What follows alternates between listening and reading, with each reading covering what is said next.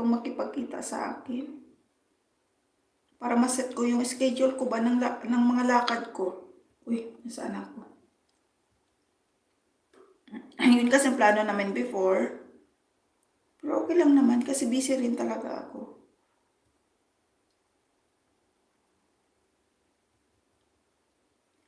Uy, kagahapon, kwento ko sa'yo, baka ma-crush ka pa o ingat sa pagbabay. Sa pagbabay pala, lalabs Patrice, may kalam shoutout. Ako so good, Diyos mio. Totoo naman pala, ewan ko lang sino ba sa inyo ang nakaranas o 7 million people in the house. Sino sa inyo nakaranas ng life begins at 40s? 40. Kasi yung ate ko, yung pinakapanganay sa bagay, hindi naman ako magtaka kasi nga maaga nag-asawa yun. Na 15 years old lang, 14, 15, something ganun, pinag-asawa na ng nanay ko. So, hindi talaga niya naranasan magdalaga.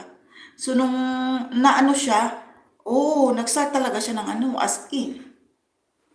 Pero ako kasi di ko naranasan niyang baliktad. Pag 40s na kasi ako, ang dami ko ng realization sa life. Nag-matured ako sobra. Oo.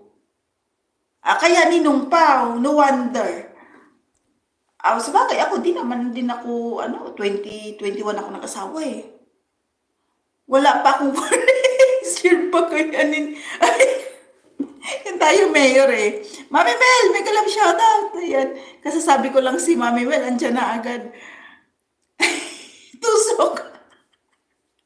Abangan ko yan next year, malapit na eh. Si Simelda! Cherry Blossom 17. Kaya pala, wala pang crush si Mayor. Ako baliktad. Lalabs! Ako baliktad. Pagdating sa 40s talaga, masyadong mature na yung ko. Yan. Kasi, sinasabi naman talaga nila, life begins at 40s. So, marami talagang nagbabagong anyo.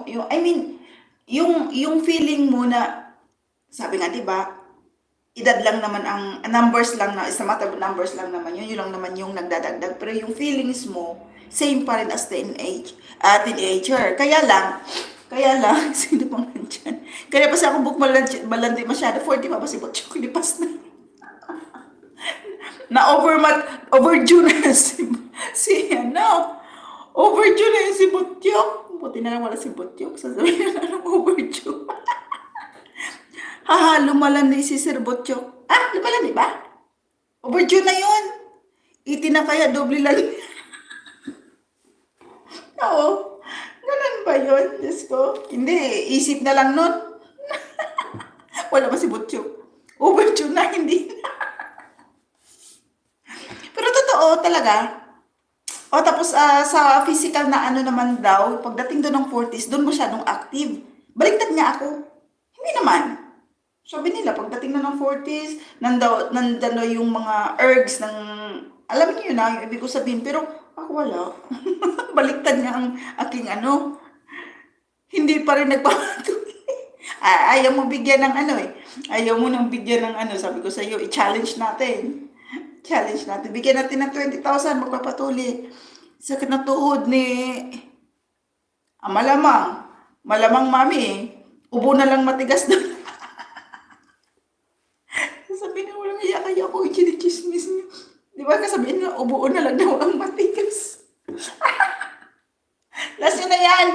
5 minutes na lang akong dadaldal. Ay, sayang yung kwentuhan natin. Bawi tayo bukas. Off ko bukas. Ubo na lang yung matigas. Utang na loob. Madali tayo ni Butchok na ito. Uy, Butyok, nasaan ka na? Para masaya. Abangan ko yung pagka 40 ni Mayor next year.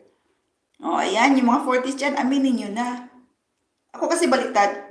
Prangka naman ako. Inaamin ko naman yung mga kalokohan ko. Pero ako talaga baliktad.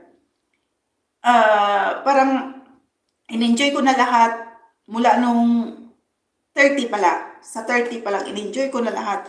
Hanggang nag-38 ako.